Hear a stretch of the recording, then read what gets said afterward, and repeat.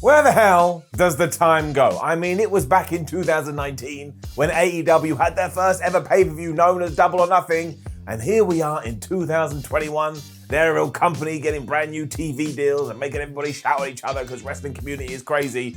But aren't we all having a good time? I say yes. And to ensure that we carry on that train of enjoyment, we must now look at Double or Nothing 2021 and go through the whole card and decide who is going to win and what surprises we may see. And you know there's at least one big surprise because we got that casino battle royal. So make sure you go get your pen and paper like it's 1985 and write down your predictions. Also do it in the comments. My name is Simon Miller. Welcome to What Culture Wrestling. Let's predict Double or Nothing 2021.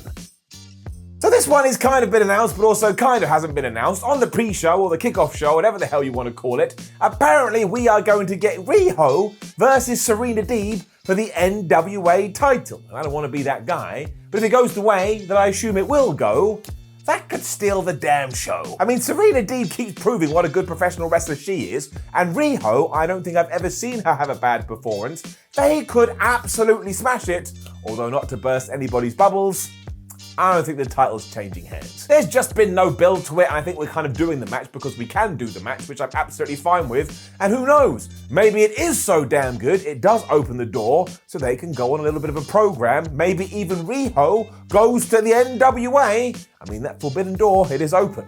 Look, I've gone through it. I'm in New Japan. I really regret doing it. My gut is telling me that we're not going to get a tap-out victory, and I have no idea why. So I'm going to say that Serena Deeb gets the pinfall over Rhea, but it is that damn close.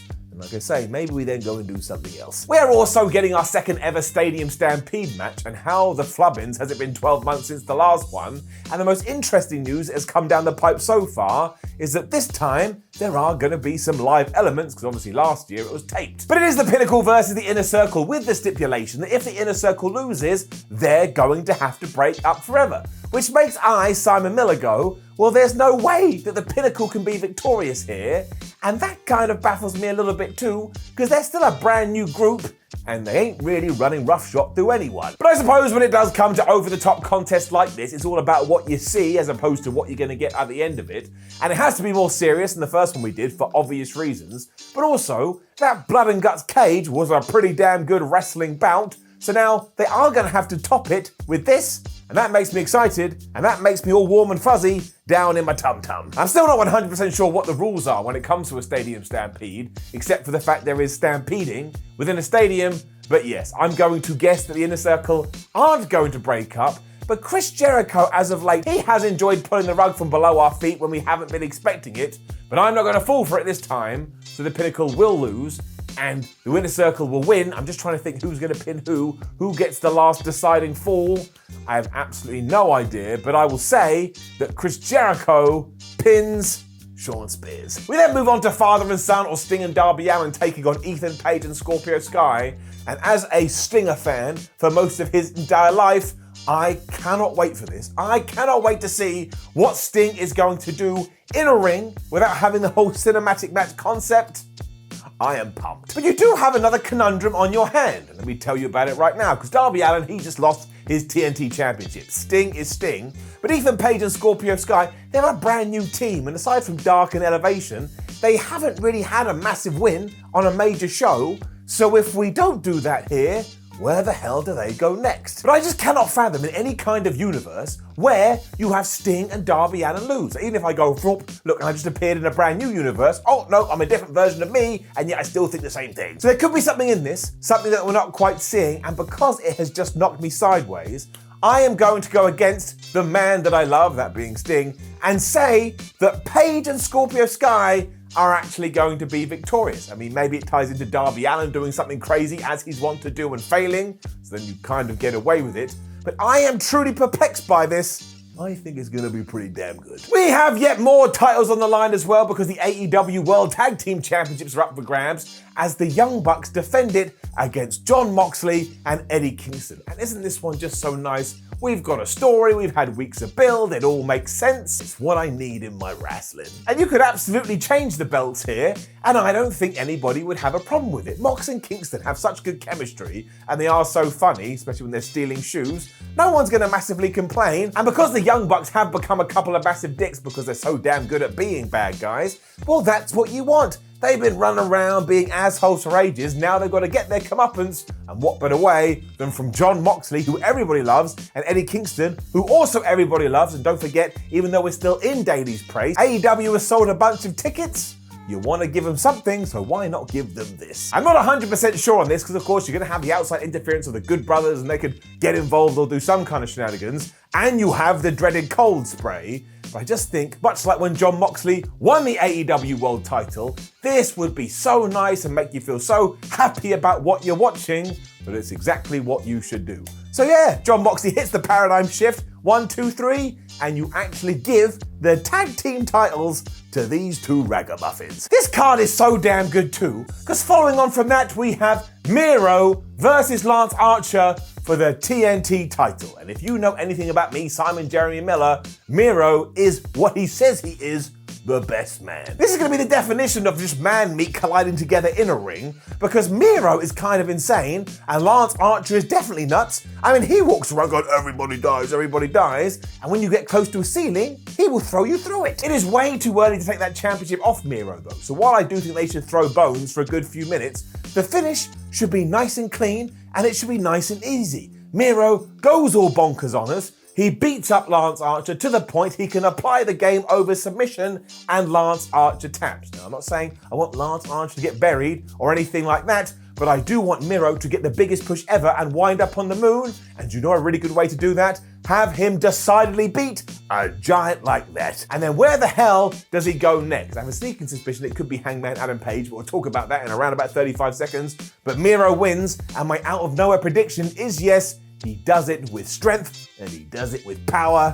Sap. But talking about the cowboy, we will bring him in now too, because he has his grudge match against Brian Cage, who shockingly beat him on AEW Dynamite a few weeks ago. And I know what you can do here. You can involve the Dark Order, you can involve Team Taz, you can involve Christian Cage, and you can have all these smiles and shenanigans, but ultimately Hangman Adam Page wins. Because you just know that Hook and Powerhouse Hobbs are going to be out there, and Taz is probably going to be going, oh, Orange Man, I love the color orange. So the Dark Order can come out to balance things, as can Christian Cage, because of course he's soon going to be working his way through Team Taz, and then in the ring, Hangman hits the buckshot lariat, and he beats Brian Cage in order to start making his way back up the ranks so he can finally take on Kenny Omega. And then the first time he does, he loses. We've talked about that before. We don't need to talk about it again. This is another reason why I'm enjoying AEW so much at the moment. Look at all these story paths that are crossing the streams. The Ghostbusters were wrong. We then have our Casino Battle Royal, and I got a bunch of names here, but I'm sure there could be some more.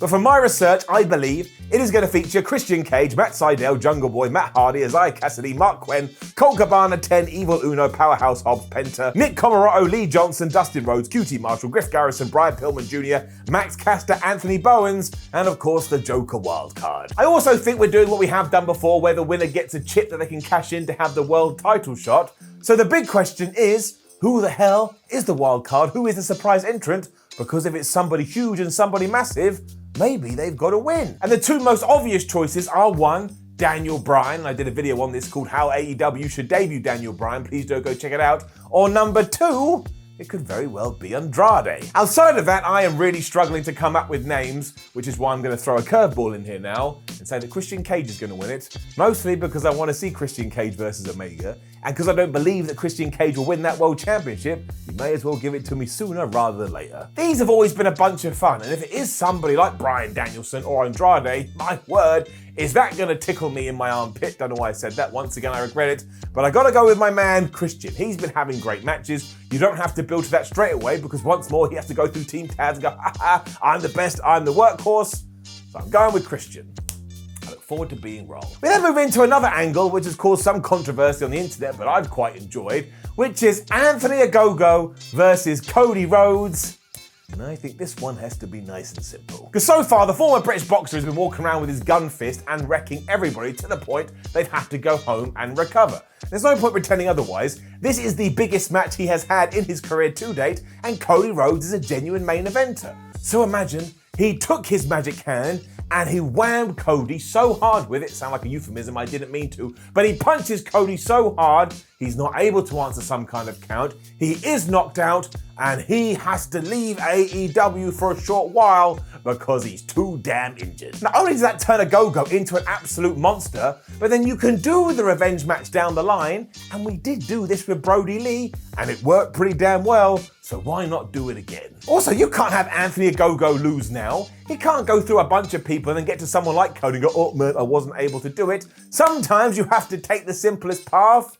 And to me, this is the simplest path. I will also celebrate this because I think Anthony Ogogo is so good. And also I'd put my secret kayfabe hat on and be like, man, Cody just gets it because he absolutely just gets it. But I think this is going to surprise a lot of people.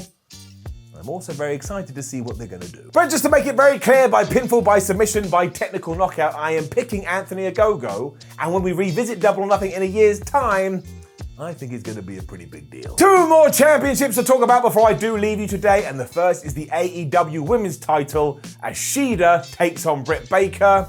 This flubbing thing is going to be fire. It's also just the perfect time to coronate Britt Baker as your champion. I mean, Shayna has been holding the belt for over a year, and seriously, what a terrific job she has done and what a terrific pro wrestler she is. But Britt Baker has come of age. She has used the last 12 months or so to utterly cement this heel turn, and now she needs to put that cherry on top by going, ha ha ha, who's a champion now? Oh, by the way, it's me. You can do loads with that as well and make her even more obnoxious than she already is. My only slight worry is that Reba/Rebel is going to be on the outside. She's going to have that crutch. Does she just wham Shayna right in the face so Britt Baker can steal the pin or steal the submission? I would say likely so. But then again, Britt Baker is a bad guy, and that's what bad guys do. It just only sucks when you overdo it. So yes, I will go with that. Shayna probably gets smashed in the face by some kind of weapon, which allows Baker to lock on the lockjaw, which is focused on this area. Shayna has to tap out, and the celebration we will get after this and on Dynamite, it's going to be something to write home about, even though your mum wouldn't care, unless she likes wrestling. If I went, dear mum, Britt Baker won the title, she'd respond saying, Simon, who is Britt Baker? Also, stop writing to me, I don't like you anymore. I would cry, you don't need to worry about it. Which brings us to our main event, which is our world champion Kenny Omega defending against Pac and Orange Cassidy. And I'm 99% sure we've never had a triple threat match for the world title on AEW. In fact, we haven't had that many triple threat matches at all. It does kind of throw a spanner in the works though, because if this was Pac versus Omega or Orange Cassidy versus Omega, I would be 100% certain that Omega was going to win. But there must be a reason we have the third guy in it, and unless it is just so that Omega can pin Orange Cassidy, who I suppose is third when you look at them in terms of rankings. But even then, look, I just wandered off with my sentence. I am genuinely perplexed. Now, the one thing I am positive about is that when we get to Monday morning, Kenny Omega will still be our world champion. But how he gets there, I'm flummoxed. Genuinely. This is one of the more confusing predictions we have ever done. Because I think there's something in this, and I think there's something we're not seeing. But as I already did say it, and I can't come up with a better idea because I'm an absolute moron, Orange Cassidy will take the pin, which could mean we then segue into a one-on-one between Omega and Pac. And as always, who doesn't want that? I also think this will be bloody brilliant. Sometimes people go, Orange Cassidy shouldn't be in the main event scene.